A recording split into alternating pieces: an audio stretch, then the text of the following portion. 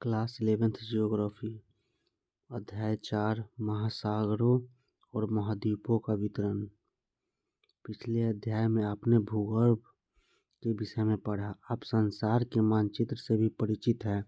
आप जानते हैं कि पृथ्वी के 29% भाग पर महाद्वीप और बाकी पर महासागर फैले हुए हैं। महाद्वीपों और महासागरों की अवस्थिति जैसे कि आज मानचित्र पर दिखाई देती है, हमेशा से ऐसी नहीं रही है। इसके अतिरिक्त यह भी एक तथ्य है कि आने वाले समय में भी यह महाद्वीप व महासागरों की स्थिति आज जैसी नहीं रहेगी।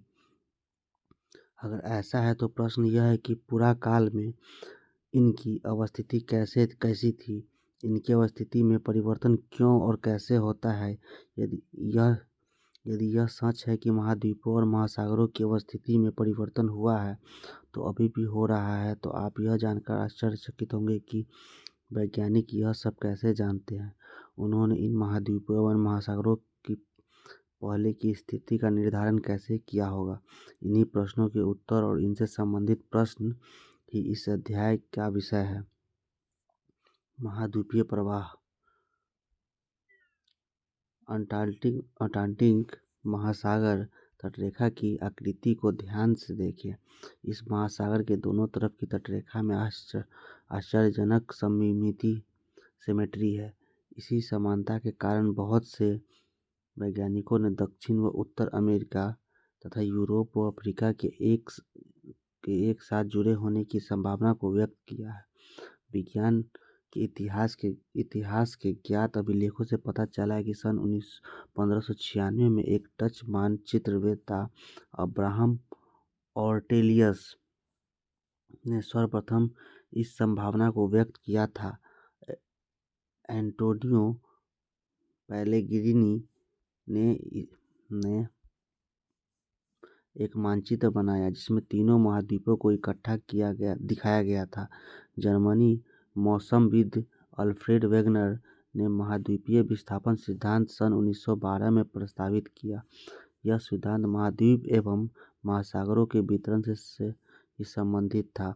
इस सिद्धांत की आधारभूत संकल्पना यह थी कि सभी महाद्वीप एक अकेले भूखंड में जुड़े हुए थे। वेगनर के अनुसार आज के सभी महाद्वीप इस भूखंड के भाग थे तथा एक बड़े महासागर से घिरा हुआ था, जिन्होंने इस बड़े महाद्वीप को पैंजिया का नाम दिया। पैंजिया का अर्थ होता है संपूर्ण पृथ्वी। विशाल महासागर पैंथालासा का कहा, जिसका अर्थ होता है जल ही जल। वेगनर के तर्क के अनुसार लगभग 20 करोड़ वर्ष पहले की सबसे बड़ी महाद्वीपीय पैंजिया का विभाजन आरंभ हुआ। पैंजिया पहले दो बड़े महाद्वीपीय पिंडों लॉरेशिया और गोंडवाना लैंड क्रमशः उत्तरी व दक्षिणी भूखंडों के रूप में विभक्त हुआ। इसके बाद लॉरेशिया व गोंडवाना धीरे धीरे अन्य दोनों छोटे छोटे हिस्सों में बंट गए, जो आज के महाद्वीप के रूप में। महाद्वीपीय विस्थापन के पक्ष में अनेक प्रमाण भी प्रस्तुत किए हैं। इनमें से कुछ इस प्रकार है। महाद्वीपीय विस्थापन के पक्ष में प्रमाण: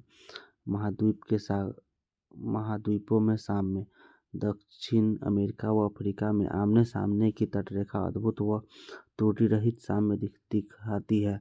यह भी ध्यान देने योग्य कि 1964 ईस्वी में बुलर्ड ने एक कंप्यूटर प्रोग्राम की सहायता से अटलांटिक तटों को जोड़ते हुए एक मानचित्र तैयार किया। तटों का यह साम्य बिल्कुल सही सिद्ध हुआ। साम्य बिठाने की यह कोशिश आज की तारीख की अपेक्षा 1000 फैथम की गहराई की तटरेखा के साथ की गई थी। महासागरों के पार चट्टानों की आयु में समानता: आधुनिक समय में विकसित की गई रेडियोमीट्रिक काल निर्धारित रेडियोमेट्रिक डेटिंग विधि से महासागरों के पार महाद्वीपों की चट्टानों के निर्माण के समय को सरलता से जाना जा सकता है। 200 करोड़ वर्ष प्राचीन शैल समूहों की एक चट्टान एक पट्टी ब्राजील तट और पश्चिमी अफ्रीका के तट पर मिलती है, जो आपस में मेल खाती है। दक्षिण अमेरिका व अफ्रीका की तटरेखा के साथ पाए जाने वाले आरंभिक समुद्री निक्षेप जुरेसिक काल के हैं। इससे यह पता चलता है कि इस समय से पहले महासागर की उपस्थिति वहां नहीं थी। टिलाइट वे अपसादी चट्टान है जो हिमानी निक्षेप से निर्मित होती है। भारत में पाए जाने वाले गोंडवाना श्रेणी के तलछटों के प्रतिरूप दक्षिण गोलार्ध के छह विभिन्न स्थल खंडों में मिलते हैं। गोंडवाना श्रेणी के आधार तल में घने टिलाइट जो विस्तृत व लंबे समय तक हिम आवरण या हिमाच्छादन की ओर इंगित करते हैं। इसी क्रम के प्रतिरूप भारत के अतिरिक्त अफ्रीका, फॉकलैंड द्वीप, मेडागास्कर, अंटार्कटिक और ऑस्ट्रेलिया में मिलते हैं। गोंडवाना श्रेणी के तलछटों की यह समानता स्पष्ट करती है कि इन स्थलखंडों के इतिहास से भी समानता रही है।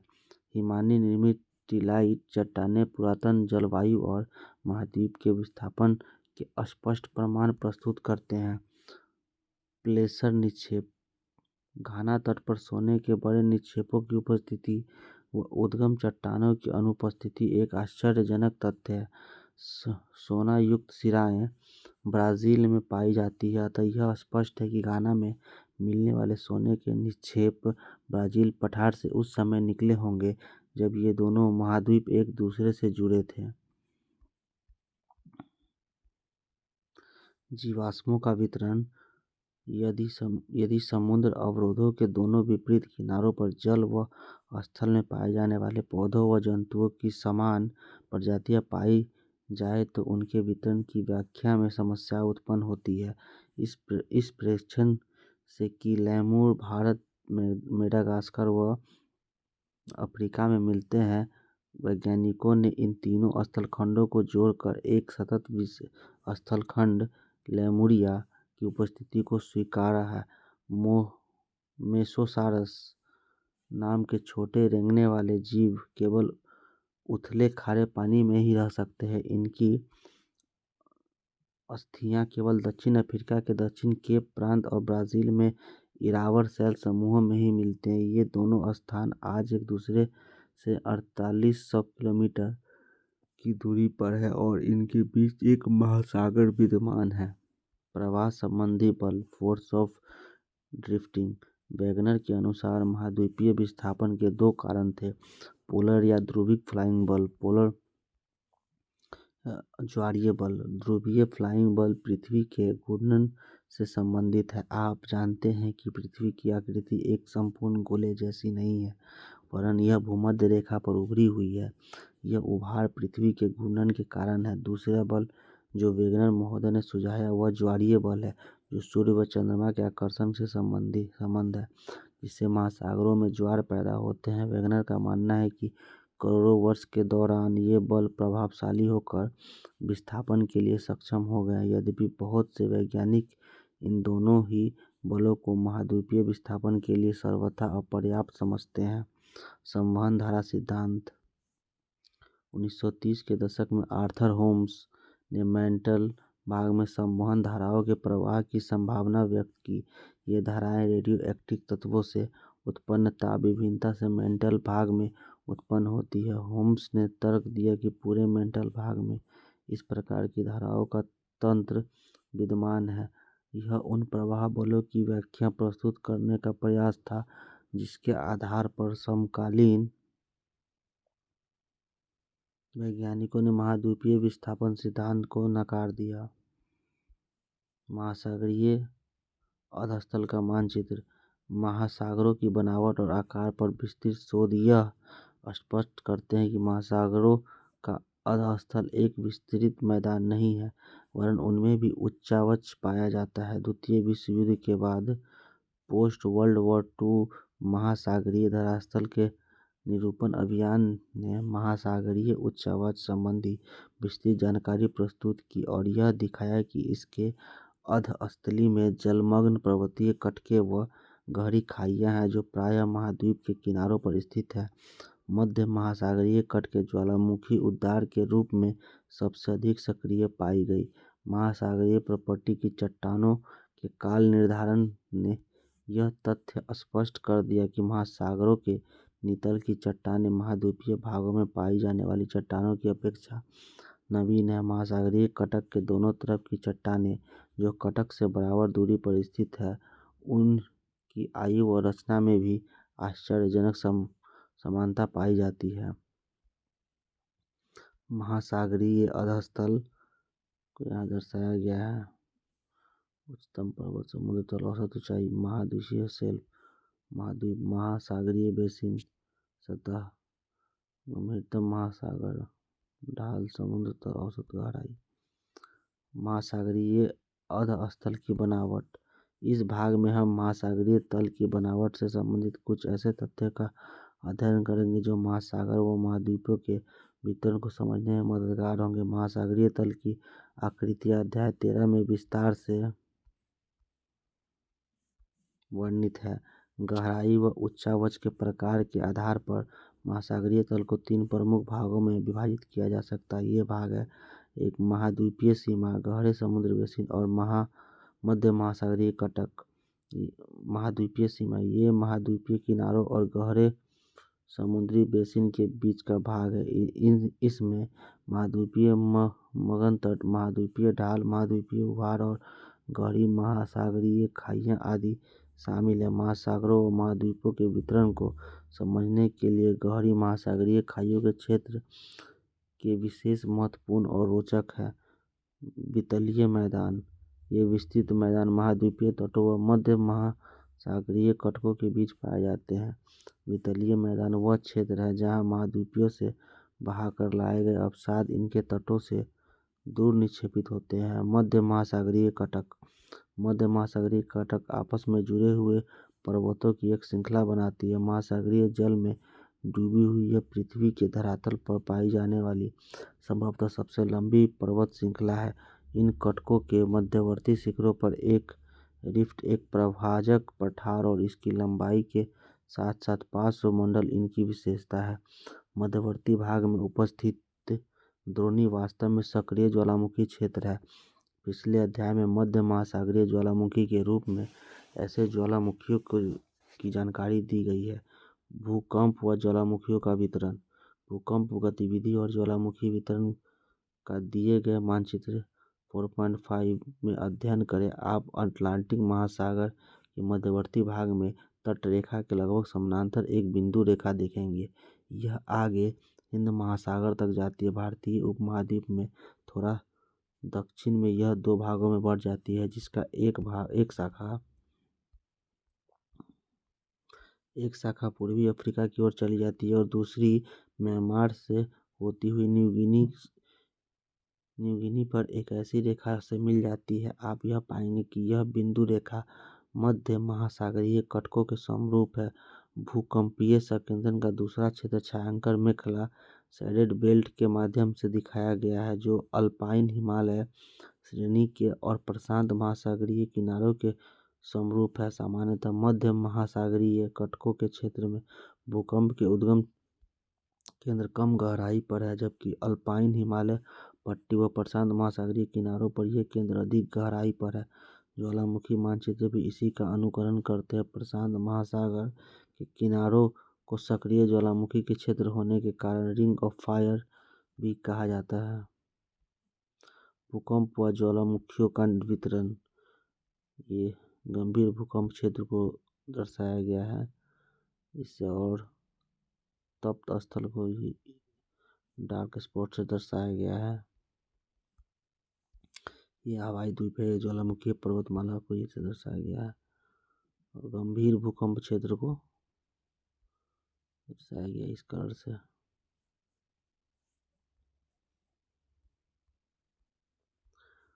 सागरीय अधस्थल का विस्तार।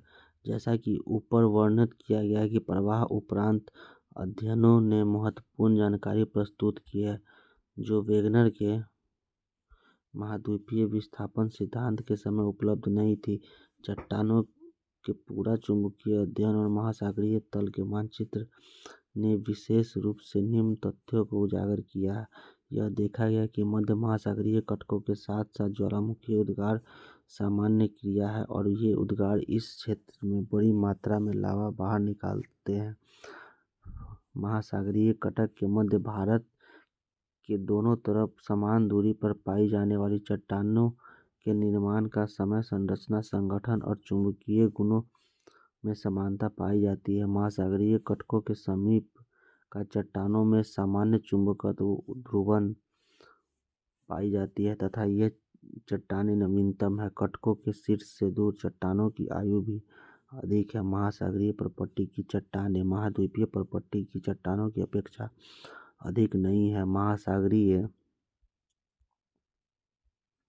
प्रपट्टी की चट्टानें कहीं भी 20 करोड़ वर्ष से अधिक पुरानी नहीं है। गहरी खाइयों में भूकंप के उद्गम अधिक गहराई पर है, जबकि मध्य महासागरीय कटकों के क्षेत्र में भूकंप उद्गम केंद्र की कम गहराई पर विद्यमान है।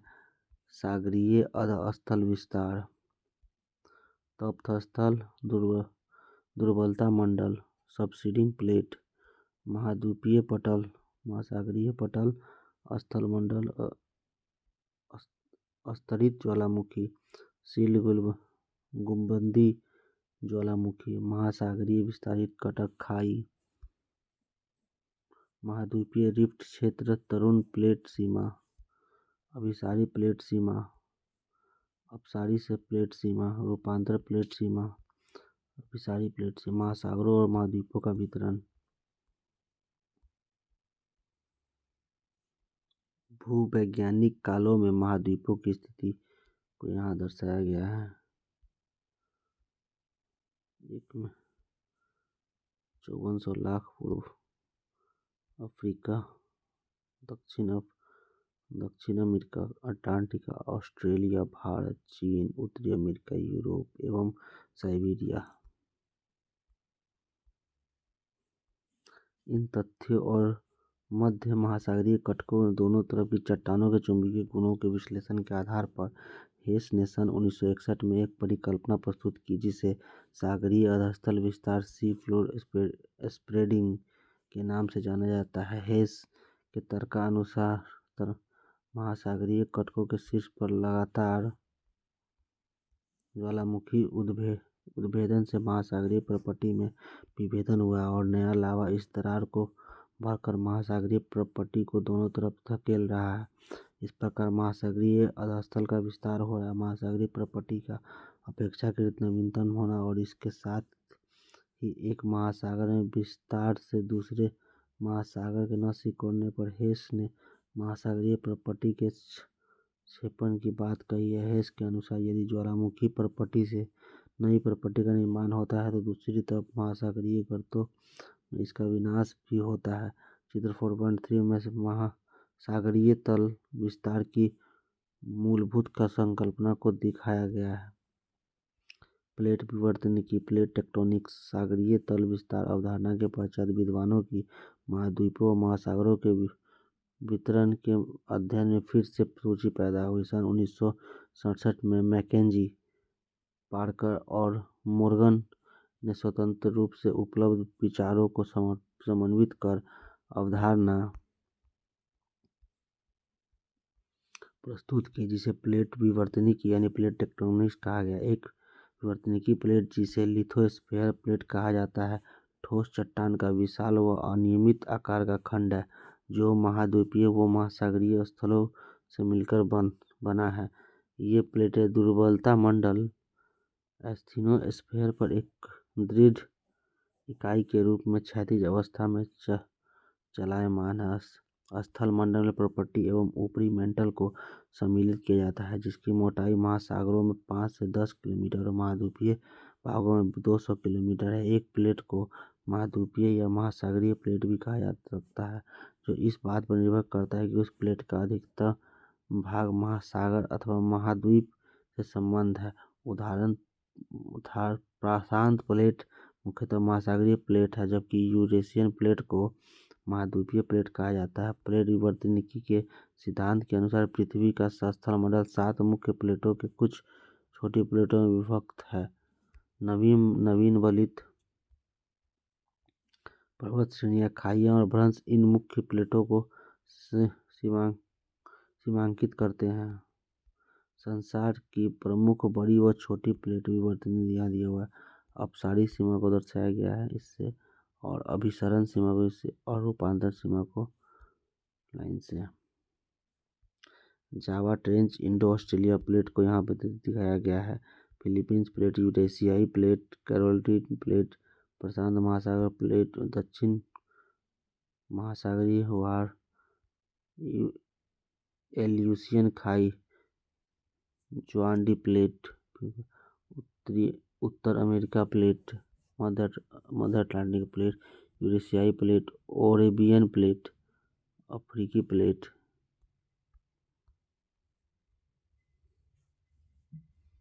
प्रमुख प्लेट इस प्रकार के हैं: अटलांटिक प्लेट, जिसमें अटलांटिक और इसके चारों ओर से घेरती हुई महासागरीय प्लेट भी शामिल है। उत्तरी अमेरिकी प्लेट, जिसमें पश्चिमी अटलांटिक तल सम्मिलित है, तथा दक्षिण अमेरिका प्लेट में वो कैरिबियन द्वीप इसकी सीमा का निर्धारण करते हैं। दक्षिण अमेरिका प्लेट पश्चिमी अटलांटिक तल समेत और उत्तरी अमेरिका के प्लेट व कैरिबियन द्वीप के इससे पृथक करते हैं। प्रशांत महासागरीय plate, Indo Australian New Zealand plate, अफ्रीकी प्लेट जिससे पूर्वी अटलांटिक तल शामिल है, और यूरेशियाई प्लेट जिसमें पूर्वी अटलांटिक महासागरीय तल सम्मिलित है। कुछ महत्वपूर्ण छोटी छोटी प्लेटें निम्नलिखित है। कोकस यह प्लेट मध्यवर्ती अमेरिका और प्रशांत महासागर के प्लेट के बीच स्थित है। नजका प्लेट, यह दक्षिण अमेरिका व प्रशांत महासागरीय प्लेट के बीच स्थित है। अरेबियन प्लेट, इसमें अधिकतर अरब प्रायद्वीप का भूभाग सम्मिलित है। फिलीपींस प्लेट, यह एशिया महाद्वीप और प्रशांत महासागरीय प्लेट के बीच स्थित है। कैरोलिन प्लेट, यह न्यू गिनी के उत्तर में फिलीपींस व इंडियन प्लेट के बीच स्थित है। ग्लोब पर यह प्लेट पृथ्वी के पूरे इतिहास काल में लगातार विचरण कर रही है। वैगनर की संकल्पना की केवल महत्वपूर्ण गतिमान है, ये सही नहीं है। महत्वपूर्ण एक प्लेट का हिस्सा है और प्लेट चलायमान है। यह एक निर्विवाद तथ्य है कि भूवैज्ञानिक इतिहास ने सभी प्लेट गतिमान रही है और भविष्य में भी इनकी गतिमान रहेगी। विभिन्न कालों में महाद्वीपीय भागों में स्थिति को दर्शाया गया और वैगनर के अनुसार आरंभ से सभी मनुष्यों ने मिलकर बना एक सुपर महाद्वीप पैंजिया के रूप में विद्यमान था।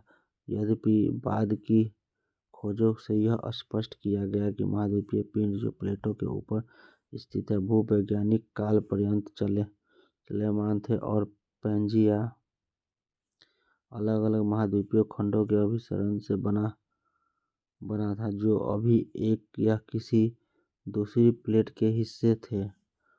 पूरा चुंबकीय आंकड़ों के आधार पर वैज्ञानिकों ने विभिन्न भूकालों में प्रत्येक महाद्वीपीय खंड की अवस्थिति निर्धारित की है। भारतीय उपमहाद्वीप अधिकांशतः प्रायद्वीपीय भारत की अवस्थित नागपुर क्षेत्र में पाई जाने वाली चट्टानों के विश्लेषण के आधार पर आंकी गई है। प्लेट संरचना के फलस्वरूप तीन प्रकार की प्लेटें सीमाएं बनाती है। अपसारी प्लेट, डाइवर्जेंट बाउंड्रीज, जब दो प्लेटें एक दूसरे से विपरीत दिशा में अलग हटती है कई प्रॉपर्टी का निर्माण होता है, उन्हें अपसारी प्लेट कहते हैं। वह स्थान जहाँ से प्लेट एक दूसरे से दूर हटती है इसे प्रयास का प्रसारी स्थान, स्प्रेडिंग साइड भी कहा जाता है। अपसारी सीमा का सबसे अच्छा उदाहरण मध्य अटलांटिक कटक है। यहाँ से अमेरिकी प्लेटें उत्तरी अमेरिकी व दक्षिण अमेरिकी प्लेटें तथा यूरोपियन व अफ्रीकी प्लेटें अगर हो रही हैं। अभिसरण सीमा, कन्वर्जेंट बाउंड्रीज, जब एक प्लेट दूसरे प्लेट के नीचे धंसती है और जहाँ वो प्रॉपर्टी नष्ट होती है वह अभिसरण सीमा है। वह स्थान जहाँ प्लेटें धंसती है इसे प्रविष्टन क्षेत्र भी कहते हैं। तीन प्रकार की प्लेटें हो सकती है अभिसरण प्लेट: महासागरीय व महाद्वीपीय प्लेट के बीच, दो महासागरीय प्लेटों के बीच और दो महाद्वीपीय प्लेटों के बीच। रूपांतरण सीमा, जहाँ न कोई नई प्रॉपर्टी का निर्माण होता है और न ही प्रॉपर्टी का विनाश होता है, उन्हें रूपांतरण सीमा कहते हैं। इसका कारण है कि इस सीमा पर प्लेट एक दूसरे के साथ साथ क्षैतिज दिशा में सरक जाती है। रूपांतरण भ्रंश, ट्रांसफॉर्मल फॉल्ट, दो प्लेट को अलग अलग करने वाले तल है जो सामान्यतः मध्य महासागरीय कटकों से लंबवत स्थिति में पाए जाते हैं, क्योंकि कटकों के शीर्ष पर एक ही समय में सभी स्थानों पर ज्वालामुखी उद्गार नहीं होता। ऐसे में पृथ्वी के अक्ष से दूर प्लेटों के हिस्से विभिन्न प्रकार की गति करते हैं। इसके अतिरिक्त पृथ्वी के घूर्णन का भी प्लेट से अलग खंडों पर विभिन्न प्रभाव पड़ता है। प्लेट प्रवाह की दर कैसे निर्धारित होती है? प्लेट प्रवाह की दर सामान्य व अनुक्रमिक चुंबकीय क्षेत्र की पट्टियां जो मध्य महासागरीय कटक के समानांतर है। प्लेट प्रवाह की दर समझने में वैज्ञानिक के लिए सहायक सिद्ध है। प्रवाह की दरें बहुत भिन्न हैं। आर्कटिक कटक भी प्रवाह दर सबसे कम है, 2.5 सेंटीमीटर प्रति वर्ष भी कम है। ईस्टर द्वीप के निकटतम पूर्वी प्रशांत महासागरीय उहाड़ जो चिली से 3400 किलोमीटर पश्चिम की ओर दक्षिण प्रशांत महासागर में है, इसकी प्रवाह दर सर्वाधिक है, जो 5 सेंटीमीटर प्रति वर्ष से भी अधिक है। प्लेटों को संचालित करने वाला बल। जिस समय वेगनर ने महाद्वीपीय विस्थापन सिद्धांत प्रस्तुत किया, उस समय एक आधिकारिक भौगोलिक विश्वास था कि पृथ्वी एक ठोस गति रहित पिंड है। यद्यपि सागरीय अस्पताल विस्तृत और प्लेट विवर्तनिकी दोनों सिद्धांतों ने इस बात पर बल दिया कि पृथ्वी का धरातल व भूगर्भ दोनों ही स्थिर न होकर गतिमान है और प्लेट विवर्तन और प्लेट विचरण करती है। यह आज एक अकाष्ठेय तथ्य है। ऐसा माना जाता है कि दृढ़ प्लेट के नीचे चलयमान चट्टानें वृत्ताकार रूप में चल रही है। उष्ण पदार्थ धरातल पर पहुंचता है, फैलता है और धीरे से ठंडा हो जाता है, फिर गहराई में जाकर नष्ट हो जाता है। यही चक्र बार बार दोहराया जाता है और वैज्ञानिक इसे संवहन प्रवाह कहते हैं। पृथ्वी के भीतर ताप उत्पत्ति के दो माध्यम हैं, रेडियोधर्मी तत्वों का क्षय और अपशिष्ट अर्थात होम्स ने 1930 में इस विचार को प्रतिपादित किया, जिसके बाद में हैरी हेस की सागरीय तल विस्तार अवधारणा को प्रभावित किया गया। दृढ़ प्लेटों के नीचे दुर्बल व उष्ण मेंटल है जो प्लेटों को प्रभावित करता है। भारतीय प्लेट में प्रायद्वीपीय भारत और ऑस्ट्रेलिया महाद्वीपीय भाग सम्मिलित है। हिमालय पर्वत श्रेणियों के साथ साथ पाए जाने वाला प्रविष्ठन क्षेत्र इसकी उत्तरी सीमा निर्धारित करता है, जो महाद्वीपीय अभिसरण के रूप में है, अर्थात दो महाद्वीपीय प्लेटों की सीमा है। यह पूर्व दिशा में म्यांमार के रांकियोमा पर्वत से होते हुए एक चाप के रूप में जावा खाई तक फैला हुआ है। इसकी पूर्वी सीमा एक विस्तारित तल स्प्रेडिंग साइट है, जो ऑस्ट्रेलिया के पूर्व में दक्षिणी अमेरिकी प्रशांत महासागर में महासागरीय कटक के रूप में। इसकी पश्चिमी सीमा पाकिस्तान की किरथर पहाड़ियों का अनुसरण करती है। यह आगे मकरान तट के साथ साथ होती हुई दक्षिण पूर्व चागोस द्वीप समूह के साथ साथ लाल सागर द्रोणी जो विस्तरण स्थल है में जा मिलती है। भारतीय तथा अंटार्कटिक प्लेट की सीमा भी महासागरीय कटक से निर्धारित होती है, जो एक अपसारी सीमा या डाइवर्जेंट बाउंड्री है, और यह लगभग पूर्व पश्चिम दिशा में होती हुई न्यूजीलैंड के दक्षिण में विस्तारित तल में मिल जाती है।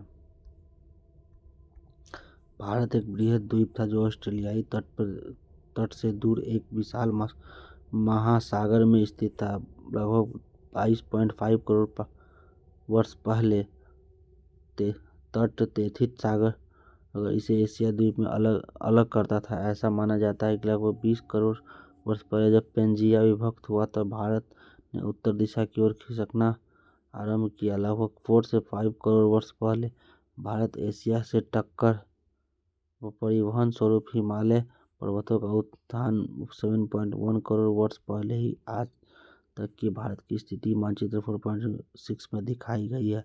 आरेख 4.6 भारतीय उपमहाद्वीपीय यूरेशियन प्लेट की स्थिति भी दर्शाता है। आज से लगभग 14 करोड़ वर्ष पहले यह उपमहाद्वीप सुदूर दक्षिण में 50% दक्षिणी अक्षांश पर स्थित था तथा इन दो मुख्य प्लेटों को थितिस सागर अलग करता है और तिब्बती खंड एशियाई स्थल खंडों के करीब था। भारतीय प्लेट के यूरेशियन प्लेटों की तरह प्रवाह के दौरान एक प्रमुख घटना घटी, वह थी लावा प्रवाह से दक्कन ट्रैप का निर्माण होना। ऐसा लगभग 6 करोड़ वर्ष पहले से आरंभ हुआ है और एक समय तक यही जारी रहा। याद रहे कि उपमहाद्वीप तब भी भूमध्य रेखा के निकट था, लगभग 4 करोड़ वर्ष पहले, और इसके पश्चात हिमालय की उत्पत्ति आरंभ हुई। वैज्ञानिकों का मानना है कि यह प्रक्रिया अभी भी जारी है और हिमालय की ऊंचाई अब भी बढ़ रही है।